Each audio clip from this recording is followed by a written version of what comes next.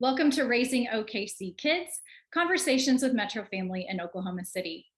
I'm Erin Page, and today I am joined by certified meditation coach, author, and podcast host, Josephine Atluri, to talk about the benefits of mindfulness as many families are feeling the chaos of the back to school season.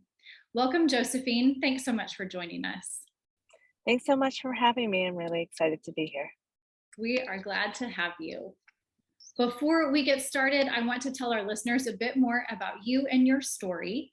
Josephine is an expert in meditation and mindfulness, helping thousands of people overcome adversity to find joy.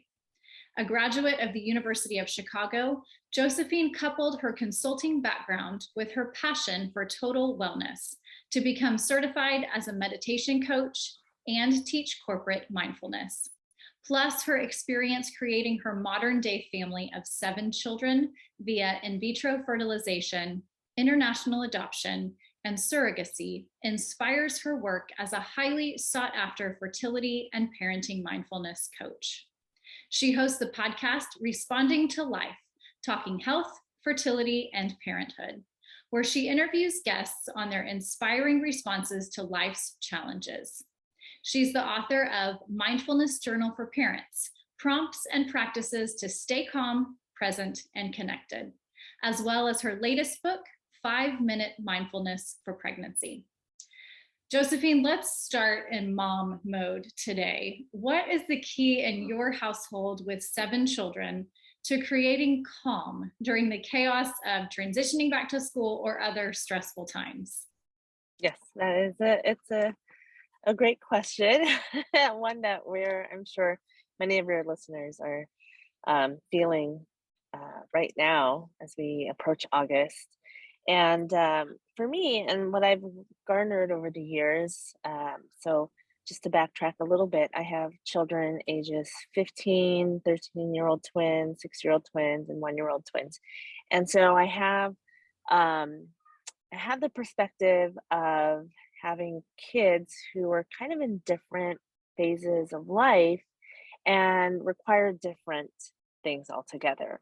But one thing that is sort of a common theme amongst all of them is just this need for emotional and mental support as they go into transitional periods, as they go into new experiences, right?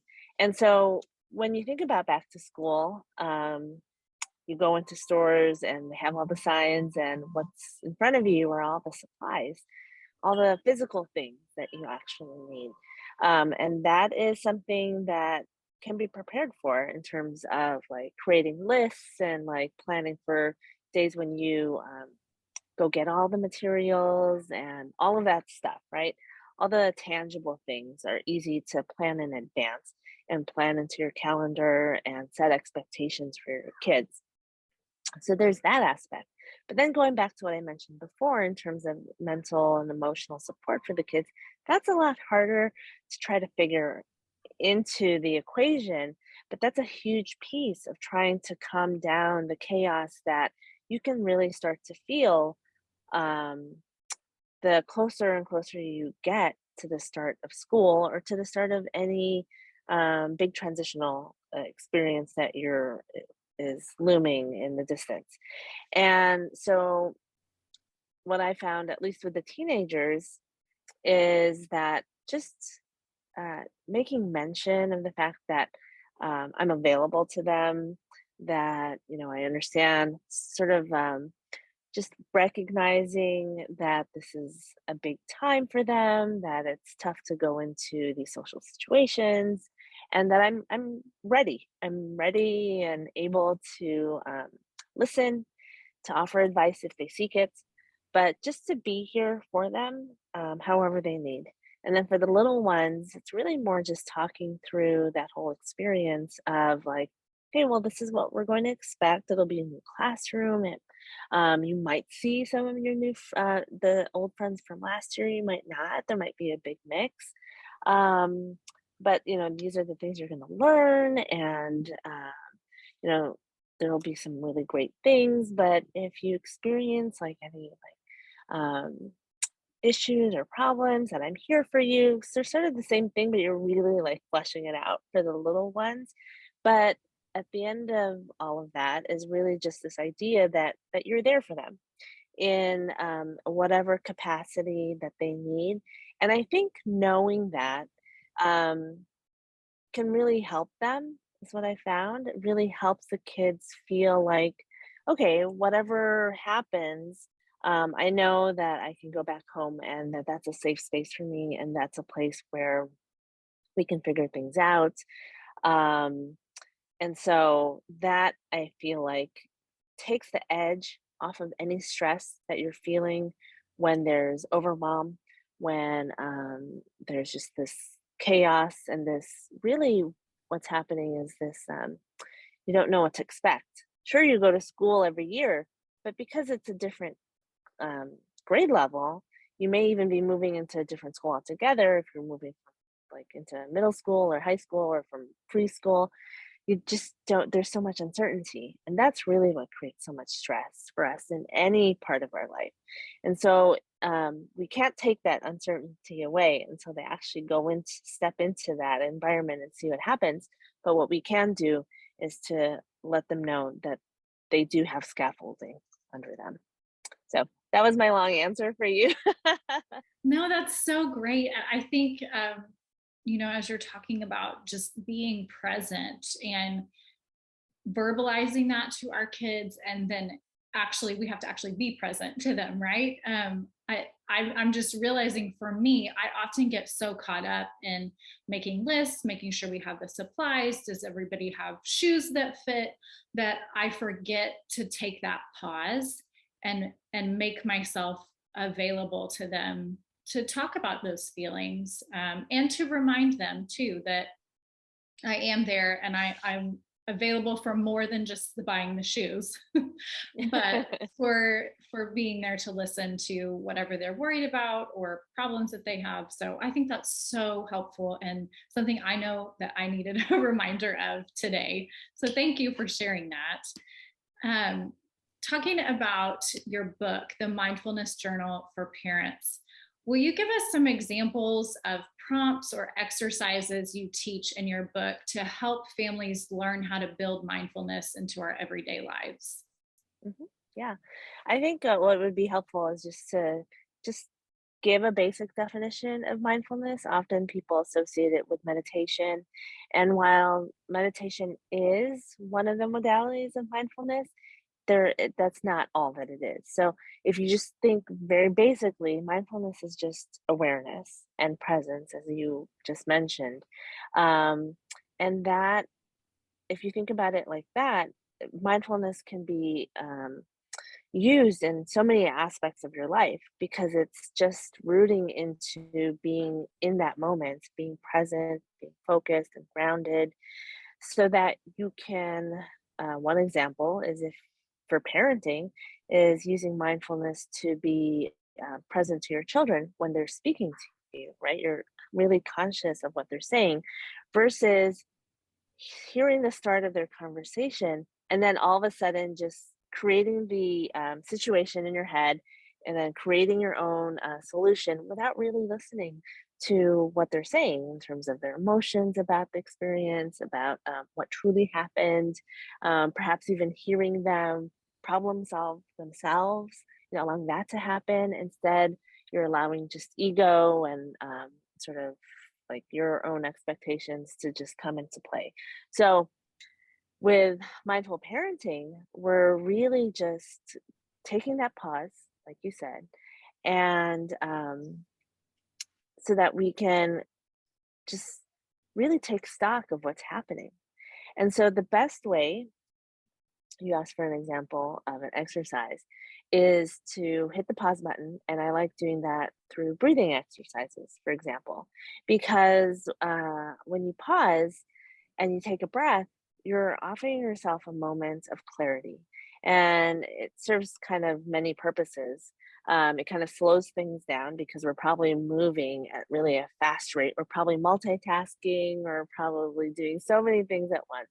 But if you just hit the pause button and take a deep breath, then all of that stops.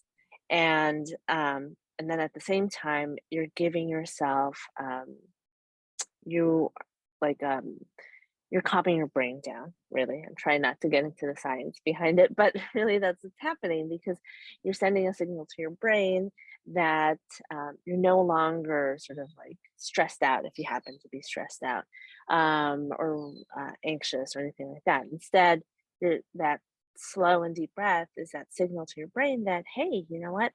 I am calm. And so I can stop sending out the hormones that are amping me up. Instead, I can send out the hormones that will calm me down and will help me to feel present. And so when you take that pause, then you can gain perspective because now you have clarity. You have this moment of like, okay, now I can, like everything has stopped and I can see what's happening. So, to your question, any type of breathing exercise will work for this. In my book, I mentioned several different kinds because there's so many different ways to manipulate our breath. And this can be done as parents, and it can also be done with our children. It's a great strategy to teach them to do it at any age that they can do at home, but also when they're at school, like if they're taking a test or if they're having maybe some issues with friends or some social situations and they don't know how to like handle all of this influx of emotion. If they can just pause themselves and take some breaths, they can really just start to get back into their body and feel grounded. And so we can show that to them, like tell them how to do it, but at the same time it's always better if we can just model it to them. So when we're experiencing, like if we're in carpool and we're experiencing road rage, instead of like getting all worked up, we can show them that like we're breathing because they're always paying attention to us, no matter what age they are. They're taking these cues and they're seeing, well, okay, this is how mom and dad, this is how they're reacting to the situation. That is what's appropriate, it seems like. So, like, that's what I'll be doing in the future. Whether they realize that that's what's happening in their brain or not, like, that's what they're noticing. And so, if we can, as often as possible, just do these things ourselves and really like make a point of allowing them to see this, it benefits everyone. And so that's an example of an exercise. Another thing is expressing gratitude. It's another way of allowing us to really hit the pause button and reflect on what has happened in our day. One way to do it is at the dinner table, giving everyone a chance. It's a great way to hear about how everyone's day has gone. And if you can't get together for mealtime as a family, then another way to do it is at bedtime. When you're tucking everyone in or when you're just saying goodnight to everyone, just a quick, hey, what are you grateful for? And it doesn't just have to be gratitude. It can also be like, what are you grateful for? As well as, was there anything in your day that wasn't so great? Because it doesn't always have to be positive. It can be like both things can happen in a day. Um, we can be appreciative of something, but then there can also be sucky parts of the day. And I'm here for both of that, is what you're telling them. So that's an example of like different ways of being present. And so, as you can see, like there's so many different ways to be mindful. It doesn't have to just be meditation. It can be sort of a reflection, like a verbal reflection of gratitude, but you can even take that into like journaling where you just write it down. And then it can be these like actual breathing exercises. So there's so many different ways of being mindful, but I find that those applications are perhaps the easiest entry points if you've never done mindfulness before, because we're always breathing. So it's something that we all have to do. It's just a tiny tweak. And then these are moments when we're speaking to our kids anyway. So throwing in gratitude, all those things, isn't such a hard thing to weave into our day. That's so helpful. And I will completely admit that I have been skeptical of whether pausing and breathing really works. And especially through these last pandemic years, we have made a lot more use of breathing techniques in my household. My kids have kind of, whether from teachers or therapists or things we've tried at home, each kind of found their own technique that works best for them. And we really have seen as a family how it makes a huge difference when we remember to do it, when we take the time and pause. The dangerous part is now sometimes my kids will say to me, Mommy, you need to take a breath. So they keep me in check too. Uh, but I love to the idea of how gratitude plays into mindfulness, and just the general idea that the more small things we can model for our kids, whether it's breathing, whether it's gratitude, whether it's another mindfulness technique, it just kind of gives them more tools in their toolbox to figure out what works for them. And then when I think about how having those opportunities as a child, what that looks like for them when they're teenagers, when they're adults, my hope is that building this into families' lives will create eventually these adults who understand mindfulness, who have figured out their coping strategies, and hopefully just make them more better citizens in the world, and more aware of their own mental health. Yes, exactly. I know. I wish I had these tools growing up myself. It would have put me ahead of the curve in terms of like figuring out my life and being able to navigate all the challenges that we come across. But yeah, uh, introducing it into the early years is definitely beneficial. As you witnessed, I've heard that comment myself from my own kids, even as a mindfulness coach. It's like, yeah, you need to take a breath. They love to point that out to mom, right?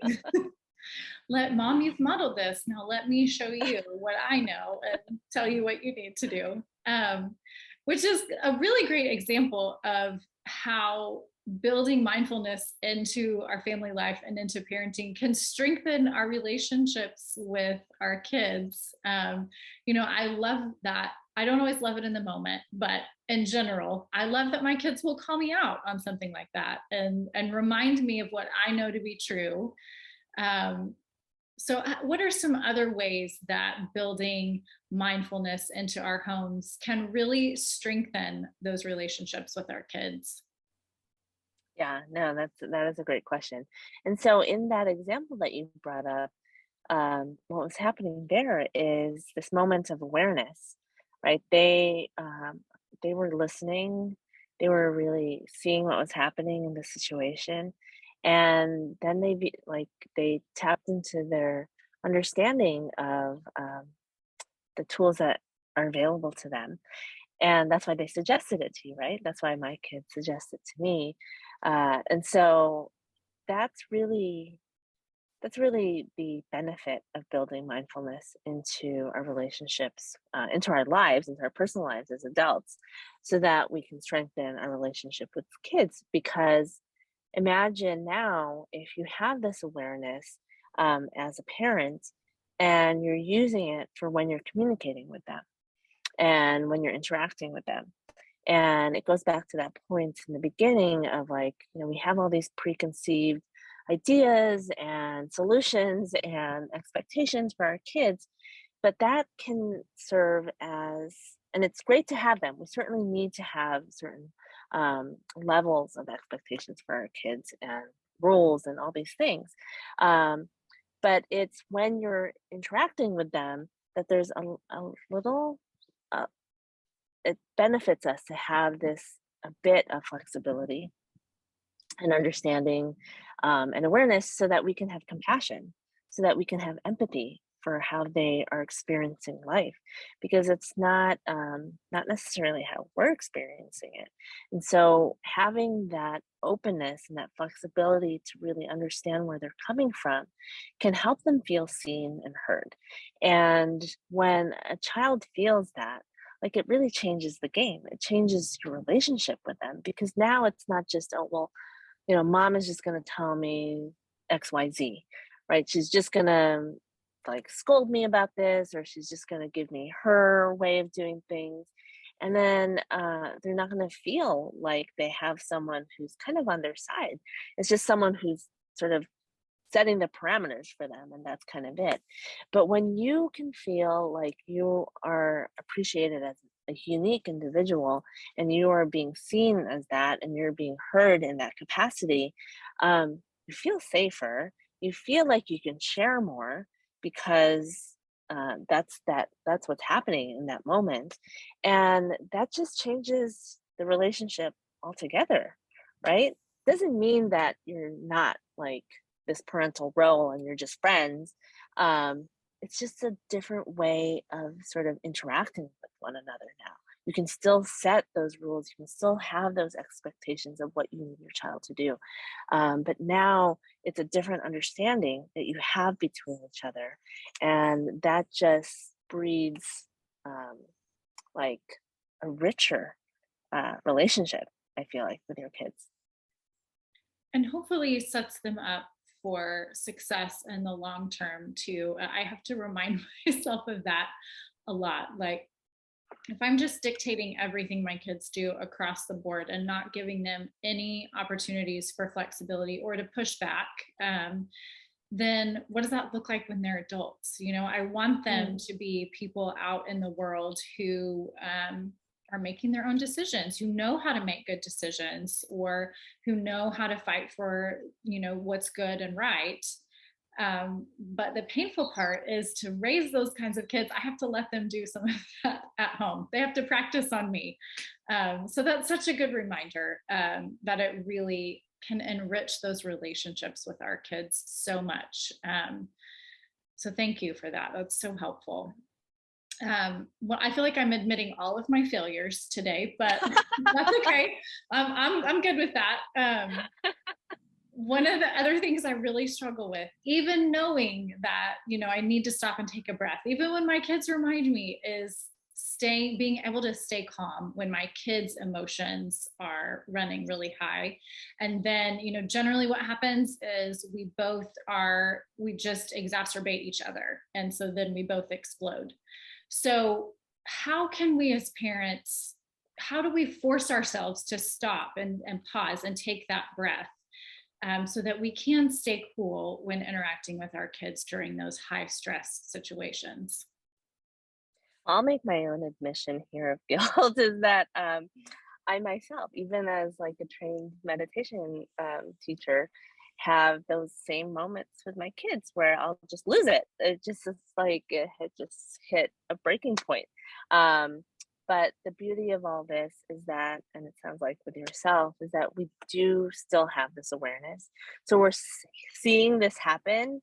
Um, and then it just comes down to like making that choice of, well, in the heat of the moment, what should I be doing? So one technique that I have found, or that I have sort of created a way for people to remember, are the 4 Ps. And we've already talked about 2 of them. So it's first was pause, and then we take perspective, and then we can pivot, and then move into presence. And so the pause can be something like that, that breathing technique. So your child is freaking out, okay? And you can feel yourself getting pulled into it, right? Whether it's at home, it's worse if it's in public, and they're just going, right? And you kind of are like getting upset yourself, but you're also like getting pulled into it, and you don't know what to do. So in that moment, the best thing that you can do is just take some deep breaths, because you need to stop that sort of response, that hormonal response that's happening in your body, which is that you feel like your life is in danger, like you're being attacked, right? Because of all these emotions that are coming at you. And that's the way the body and the mind are perceiving it.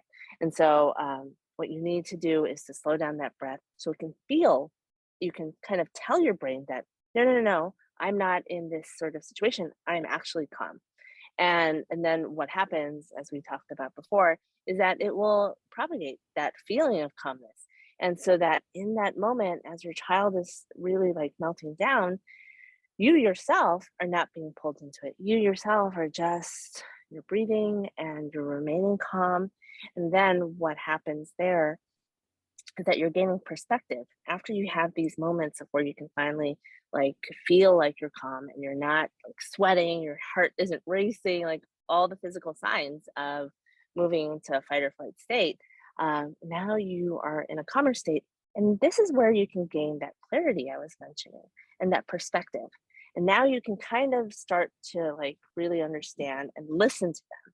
And here, like they're probably going on. It depends on how old they are. If they're just like too little, they're just crying about it. But as they get a little bit older, they start talking and sort of now, or maybe not even crying, but just maybe shouting about the whole thing. Um, and so, and so what happens there is that um, you can gain this perspective and see where they're coming from. And then what you need to do is pivot. And so when you're pivoting, you can, instead of moving into the direction, this is what I was talking about with the choice, instead of moving into the direction of where you were probably headed, where you were probably going to maybe yell or come up with your own solutions, now you can make that choice and pivot into a different path, like a path that's based off of this clarity that you now have about what's really happening in the situation. Maybe that was your chance to just really hear them. And so then the last piece, presence. And so you're really just in this moment, right? You've created this calm for yourself. You're really listening. You're consciously being there. You're aware of the situation. So now you're grounded in that moment. And so then now you can interact with that person. Hopefully they have like calmed down. And if they haven't, then this is your chance to sort of help them along with that. Or else, if nothing else, if they're just really just over the top, you can just be there for them, offering them hugs, letting them, if they're older, letting them just express whatever they need to get off their chest. But here you've let go of sort of all of those things that you normally would do, all of the solutions that you want to offer right away without even listening. And you're just there in that moment with your child without you yourself being too sort of entangled in the emotional frenzy. That is so helpful. I love that there's a four-step process because that's something I can remember. I can already tell I'm going to be watching this back and taking notes. And it helps me feel too like, a lot of times I can feel myself in those situations, just like you said, where they're amped up. And so now I'm amped up. And I feel like if I miss that first opportunity to take a breath, then like all is lost. There's no coming back from the situation. But having a process and kind of knowing what my end result is, I think will help me feel like at any point in that difficult situation, I know how to kind of pull myself back and move myself onto the path I want to be on instead of always resorting to yelling or even just not being the sense of calm that my kids need in a difficult situation. So thank you. I can already tell you I'm going to be using that often. Well, then one other P to go with that is practice. Like this happens so fast. Those 4 Ps just happen so fast because, as I'm sure you're aware, like when you're in the heat of the moment, things are just moving at this really fast pace. And so it really takes practice to like go through all of that to figure things out. Yeah, So that's a very important piece so that when we do get in those high stress situations, it's more natural for our body to react the way we want it to.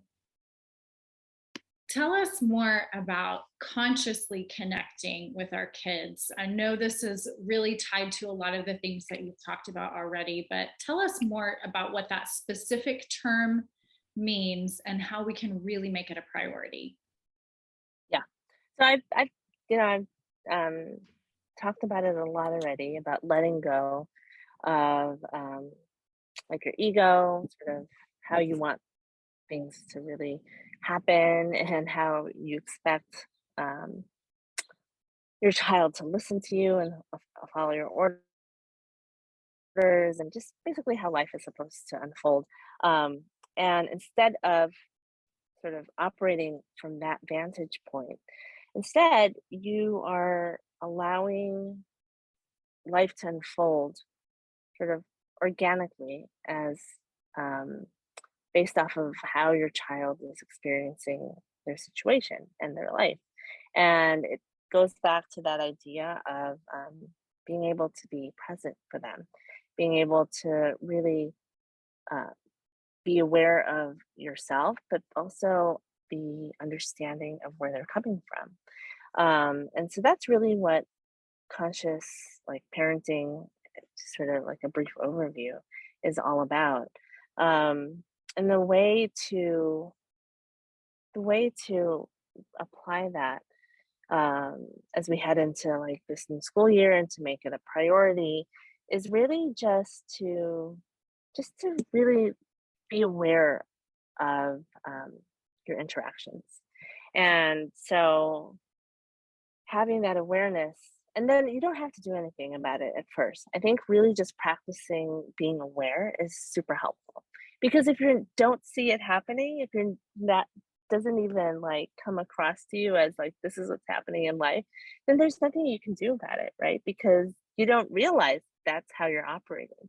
So I think the very first step is for parents, myself included, to like just take these steps to really be mindful in your day, be aware of what's happening in life.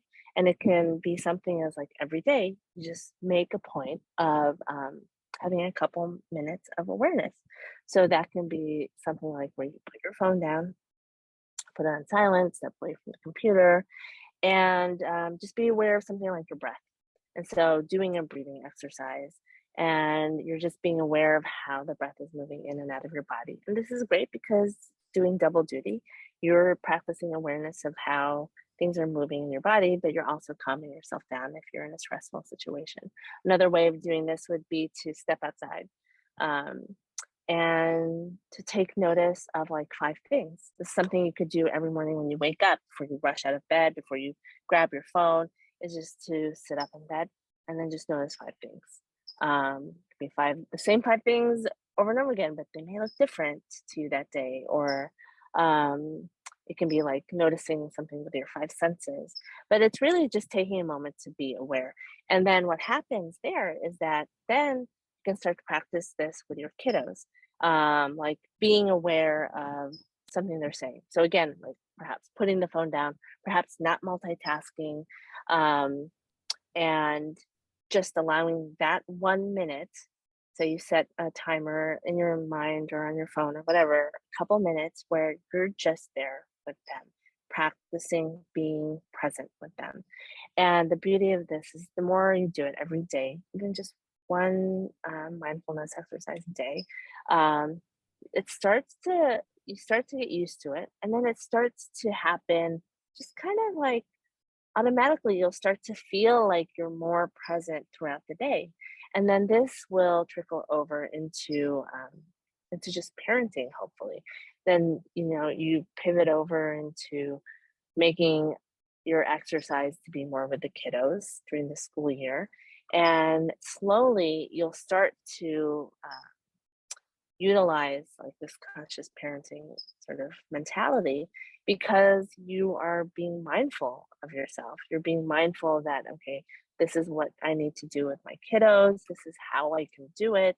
um, and then it just starts to become a habit. It starts to become a way of life for you. But it all takes practice, and the best way, as I mentioned, is to do it first, just for yourself, outside of parenting, so that you can get the hang of it. I think it's so helpful that you keep talking about practicing, because I think it's important. I know it's important for me. I think it's important for other parents to know that a lot of these techniques that you're talking about are not things that we just know how to do. They are things that we have to learn, and we have to be patient with ourselves in the process of learning. Let's talk about self care, especially during times of year where we're busy as a family, where our kids are busy. It's hard for us to step away from all of that, step away from taking care of everybody else to practice self care for ourselves. So, how do you make self care a priority in your life, and what advice can you share for other parents? Yes, no, this is a really hot topic.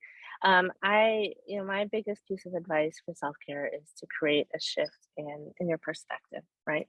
So if you view self-care as something that's like lower in your priority list, if you view it as something that's like borderline selfish, then it's not something that you feel like you can do, right?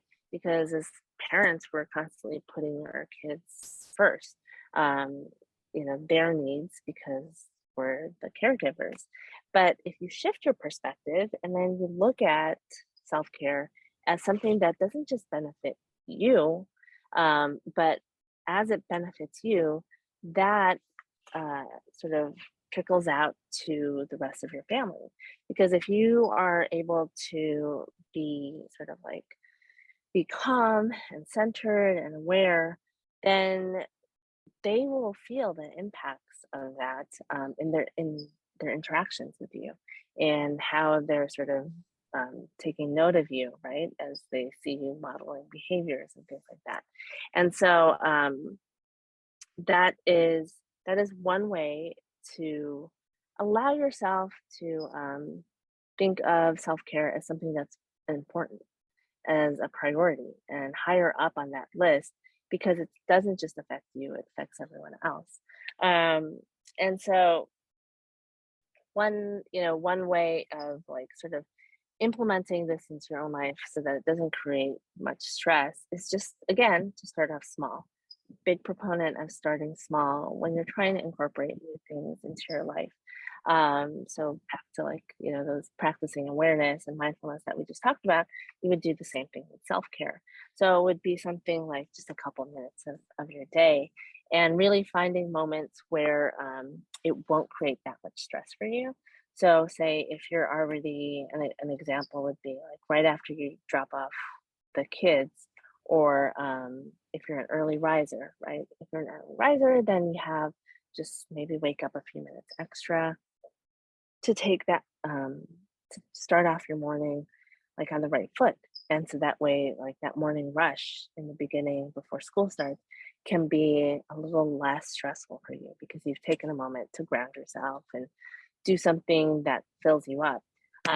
But if you're not a morning person, don't try to force things. Like I tried to do that a long time ago, and it's like, oh, this is a disaster. This is making me more stressed out. Instead, I'm more of a night person. So then start off like doing self care at night, like maybe once the kids are asleep, instead of heading to the television or going on scrolling on your phone, take a few minutes to once the kids have settled to give yourself like me time, and that can be something as simple as like say practicing the deep breaths, or it could be opening up a book because you haven't had a chance to open up a book in forever. It can be like stretching or going for a walk, just something that fills you up and gives you a moment of like almost like release, um, and something that feels like you're caring for yourself. And if it is television, I mean, that is also on my list of self care sort of tools. Um, then that's what it is, right? So that's how I would incorporate into life, and that's how I would turn it from something that I feel is like not a priority into something that is a priority. That perspective shift is so helpful. So I love that. That's kind of where we all have to start. And I think too, oftentimes when we think of self care, we think, oh, I've got to schedule, an hour or 2 hours. So I love that you're saying we can just take a few minutes, even if it's just 5 minutes, 10 minutes. That feels so much more doable, I think, especially in this season of life.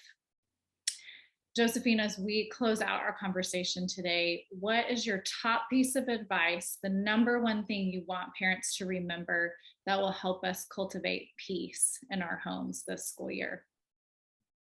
No, great question. I mean, so many, but I feel like one thing that we can try to remember this year is to make time to show up for yourself authentically. for yourself, but then also extending that out to your loved ones, reminding them as well, like your kiddos as they head into school, to show up for themselves. And that means taking those moments of self care, taking these opportunities to figure out, like, what can I put in my toolkit for navigating challenges, for helping me feel better about myself and about like what I'm experiencing, and and showering yourself with like love and compassion, um, because we always give that to other people, but it's something that we sort of forget to give to ourselves. And when we're able to do this for ourselves,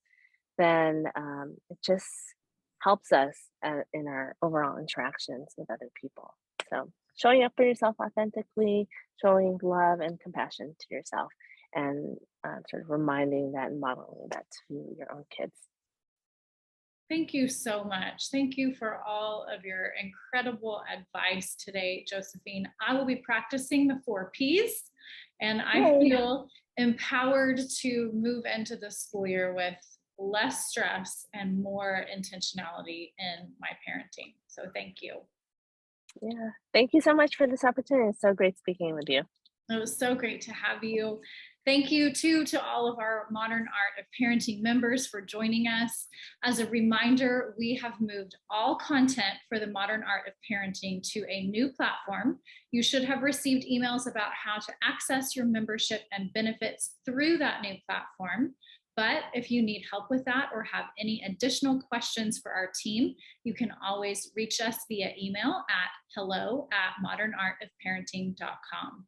And if you're watching and not yet a member, visit modernartofparenting.com to learn more about memberships, which are just $19 a month or $199 for the year with a 30-day money-back guarantee. We look forward to seeing all of you next month for our next parenting expert presentation. Now I'm going to record the next outro and then we will be done.